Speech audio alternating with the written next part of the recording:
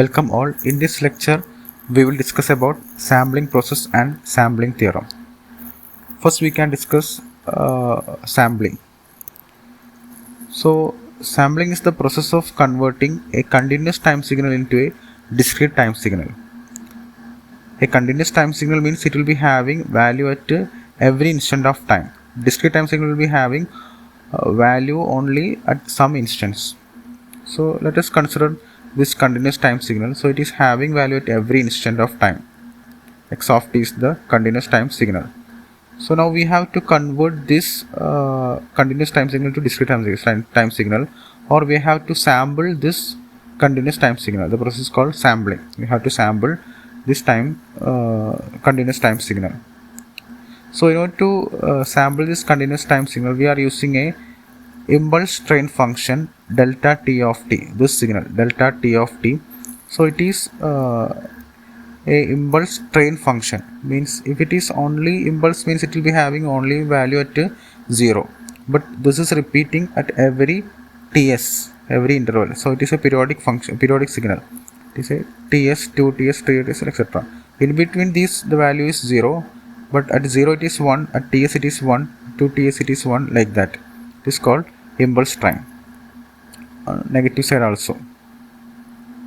So now we can obtain a discrete time signal equivalent to this continuous time signal, or we can convert this continuous time signal to discrete time signal by simply multiplying this x of t with del t of t.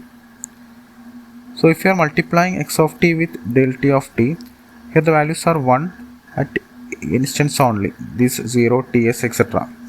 So in between this value is 0, so the multiplication will be, product will be 0. At every 0 ts, like the 0 ts, 2 ts, 3 ts, the value is 1. So 1 into this value, it will be this value itself. So we'll get like this. So at ts, this value is this much, and here it is 1. So there will be that value. And in between this 0 and ts, there will be 0, since it is 0 here. Again, from ts to 2ts it is 0. Then at 2ts it is 1. Here it is some value, so this value will be here. So in that way we will get the discrete equivalent of this continuous time signal, or we can sample this continuous time signal by multiplying with a impulse train signal. So the equation for this is the sampled signal of x of t, that is y of t. Y of t is equal to x of t del t of t, simply multiplication. So we can use a multiplier as sampler. Sampler is a device which sample this signal, input continuous time signal. And again here we are using a impulse train to do the sampling. So it is called impulse train sampling. And it should be noted that we are getting the sampling or samples at ts interval. Okay, the interval is ts. We are getting at ts, then 2ts, like that, because we are sampling with a impulse train having a period ts, or sampling is called sampling time period, and the inverse is called sampling frequency, fs. So this is the sampling frequency, fs. So we'll be getting at ts intervals with ts interval, samples at ts interval. So y of t is the x of t into del t of t. That will be the sampled signal. Then now we can discuss sampling theorem. So sampling theorem is actually a theorem which state the condition for reconstructing this, or in order to recover back this x of t from this y of t. The condition required for reconstructing this XR signal from this sample signal, that is the sampling theorem. And it states that a band limited signal converted to samples, it is sampled, can be completely recovered back if the sampling frequency fs is greater than or equal to twice the highest frequency component fm of the given signal. Fs should be greater than or equal to fm. Then only we can convert or recover back the sample signal to this original signal. That is the sampling theorem. Suppose this x of t, and the sampled, we get the sampled signal y of t here. So it is having a highest frequency component as Fm. If it is having a frequency component Fm, the highest frequency component Fn, and if the sampling frequency component frequency is Fs, then the sampling theorem states that Fs should be greater than or equal to 2Fm in order to convert or recover the original x of t signal from this sampled signal. So now we can have the proof of this sampling theorem. So we have the continuous time signal x of t. The highest frequency component of this is Fm, and we have the impulse train. If we multiply this, we will get the sample signal.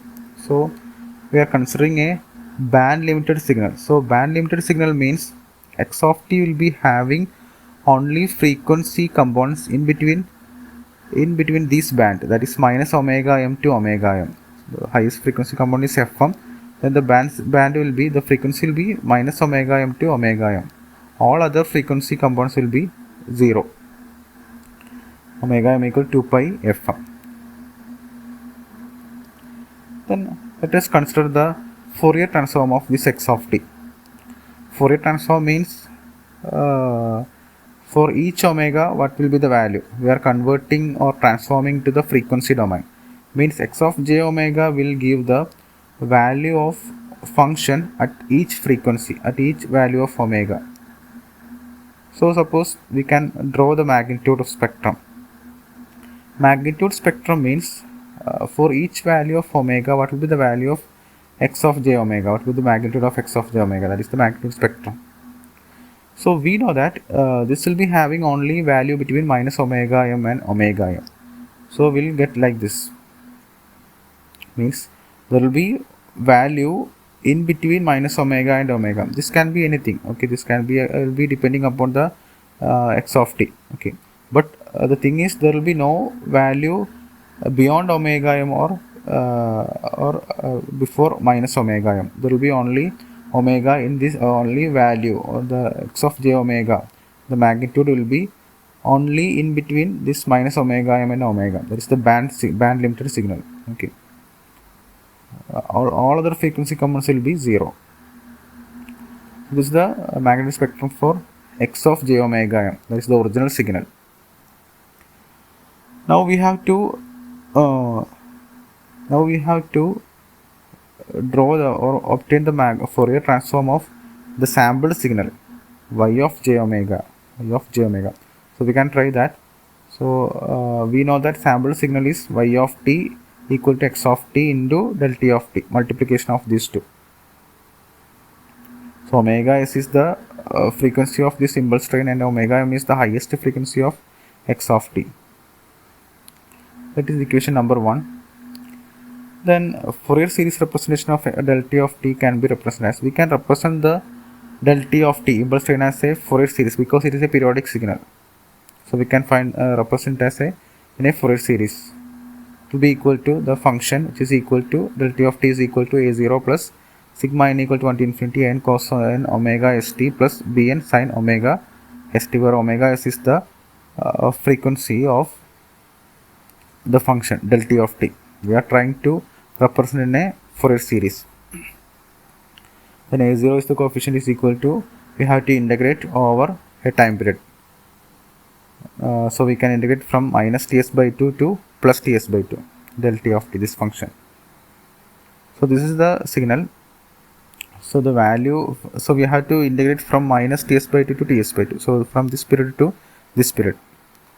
So if you are looking here, from this period to this period, only value exists at 0. Means we don't want to integrate these two from minus ts by 2 ts by 2. The only value is to del t of 0. So it is equal to 1 by ts, this 1 by ts into integration become only at this value, del t of t as 0, because all of these values are 0 between ts by 2 and plus ts by 2. And del t of 0 is 1, value is 1. So it become 1 by ts.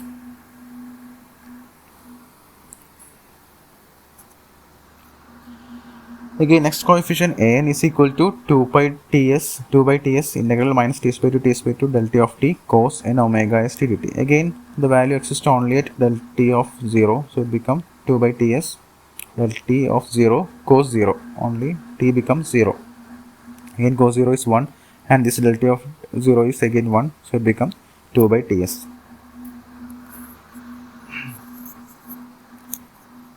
Then coefficient bn will be equal to 2 by ts integral minus ts by 2 ts by 2 del t of t sin n omega s t, and again the value will be having only at 0 for a time period ts by t minus ts by 2 ts by 2, value is only at t equal to 0. 2 by ts del t of 0 sin 0, but sin 0 is 0, so it become 0. So only a0 and an exist, bn is 0, so we can represent del t as a0 become 1 by ts and an become 2 by ts, bn is 0. So now this is the del t of t by Fourier series. Now we can substitute this del t of t in equation 1. So we'll be getting like this, x of t into this is del t of t. So we can write it as, we can expand this summing. So at n equal to 1 means this become cos omega s t, n equal to cos 2 omega s t plus etc etc, cos 3 omega s t, cos 4 omega s t, like that, etc etc. Again we can multiply this x of t and we can take 1 by ts outside, so it become 1 by ts x of t will multiply, so 1 by ts x of t plus 2 cos omega s t x of t plus etc etc. Then we have 2 cos omega t. 2 cos omega t is equal to e raised to e raised to jx plus e raised to minus jx, that formula 2 cos omega t. So we can convert this 2 cos omega st into e raised to j omega st plus e raised to minus j omega st, and this is 2 omega st, so it become 2 omega st minus 2 omega st, etc. So there will be 3 omega st term also. So again we can multiply these two, so e raised to j omega st x of t plus e raised to minus j omega st x of t plus 2 omega s term, then minus 2 omega s term, there will be 3 omega s minus 3 omega s, etc etc, like that. So this is x of y of t now, the sampled signal.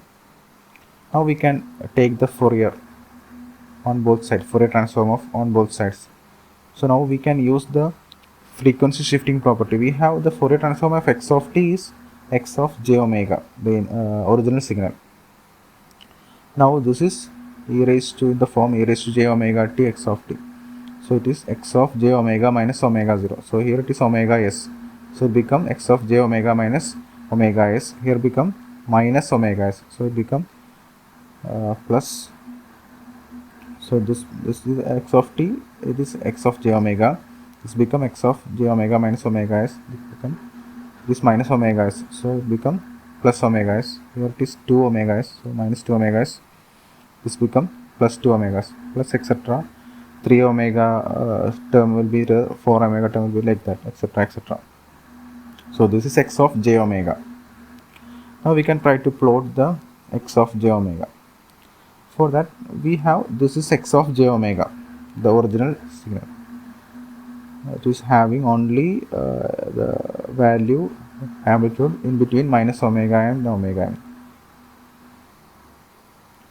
So we have x of j omega. Now we can plot the y of j omega m. So first term is, this is sum of this one, okay, sum of this whole term. Many terms are there. So first term is x of j omega, this term itself, this function itself, or this signal itself. So it will be present. The amplitude will be 1 by ts, okay. Now next term is this x of j omega minus omega s. This is actually the shifted signal of this one. So it will be shifted by omega s, means this 0 become at omega s, this omega m will be at omega m plus s, minus omega m will be at minus omega m plus s. It will be shifted to right side, minus. So we have to add this and this, so this will be present, omega s minus omega m plus s, omega m plus s, like that. Then we have to add this. it is plus, it is shifted to left side. Okay, 0 become 0 minus omega s, we are shifting omega s left side. So at minus omega s, omega m minus omega s minus omega m minus omega m. So it will be, we have to add, so we are adding this term. Now if you are adding this, we are considering this is minus omega ms, so this is minus 2 omega ms, shifted it to right side, minus 2 omega, so it will be like this. And again this term will be shifted to left side, so it will be like that. There will be 3 omega ms like that, etc. here, and here also negative side also 3 omega ms, 4 omega ms, here also minus also. So this will be the magnitude spectrum of y of j omega m. Means this is the original signal, it is only existing or only value from minus omega to omega m in this frequency range only. All other values, all other frequency components are 0. But if you are considering the sample signal, actually this is the signal is there, this one is the signal, actually signal. And addition to that, there are many sampling frequency components, omega s like that. So these are unwanted signal. This is the original signal, the sample which we sampled. Okay. So if there is a gap in between these two, we can easily recover this signal from this y of t. This is the y of t output signal, sampled signal, by simply putting a low pass filter. We can filter and remove this. These are higher frequency components. Omega m minus omega m plus omega s is higher than this one. So if you are fixing the cutoff frequency at greater than omega m and less than minus omega m plus omega s, we can easily filter out these components. This will be, we will get only this one. That is the original signal. So we can easily recreate or recover the x of t using a low pass filter by fixing the cutoff frequency here. So if you are fixing the cutoff frequency here, means it will be greater than omega m but less than minus omega m plus omega s. So all these components will be filtered out, and only this component will be getting as output. So it means it will be the original signal. Okay. So in order to recreate, we should have a gap in between this. Okay, like this. Means here this minus omega m plus omega s is very higher than omega m. This is higher. This term is, this value is higher than omega m. Or we can try omega s is greater than 2 omega m. So at this condition, we can easily recreate or recover this one. Fs is greater than 2fm. And the boundary is, suppose it is, this is equal, omega m and this values are equal.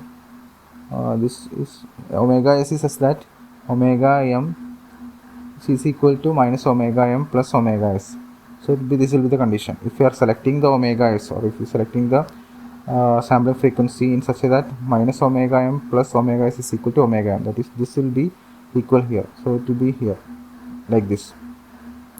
So this is the boundary condition. We can also fix, like if you are fixing cutoff frequency of the filter at omega m, we can moreover we can recover this original signal, and we can filter out all these frequency components. So here omega is equal to omega m, or fs equal to 2 omega m to fm. So in these both two cases, we can recover the signal. But if omega m is greater, it is higher, or this term minus omega m plus omega s is less than this one, it will be like this. Become here overlapping. There will be overlapping because this is omega s is such that omega minus omega m plus omega s is less than omega m, means this point become here. Okay, so it become here, or or means omega s is less than 2 omega m. So in this case, we cannot recreate, or we cannot get back this original signal, because there will be a distortion here. Okay, if you are fixing the cutoff frequency here, this point will be lost. And if you're fixing cutoff frequency here, means there will be this component also. Okay. So we cannot recreate the original signal if omega s is less than 2 omega or fs is less than 2 fm.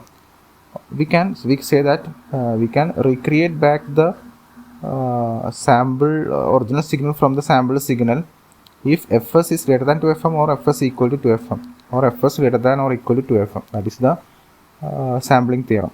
Okay. Here it is called oversampling, it is called perfect sampling, it is called undersampling, and this overlapping is called aliasing effect. Okay, it makes distortion and we cannot recreate back the sample signal to original signal. So in order to recreate the original signal from the sample signal, fs, the sampling frequency, should be greater than or equal to twice of the highest frequency component of the signal. So hence the sampling theorem is proved. Okay. If the sampling frequency fs is greater than or equal to twice the frequency component, we can recover back the original signal. That is the sampling theorem. That is the proof of sampling theorem. And we told that fs equal to fm is the minimum frequency so that we can recover back the original signal. It is called Nyquist rate. And again this time interval is called Nyquist interval. Okay, so this is the Nyquist rate and Nyquist interval. So with this we can wind up the session. Thank you.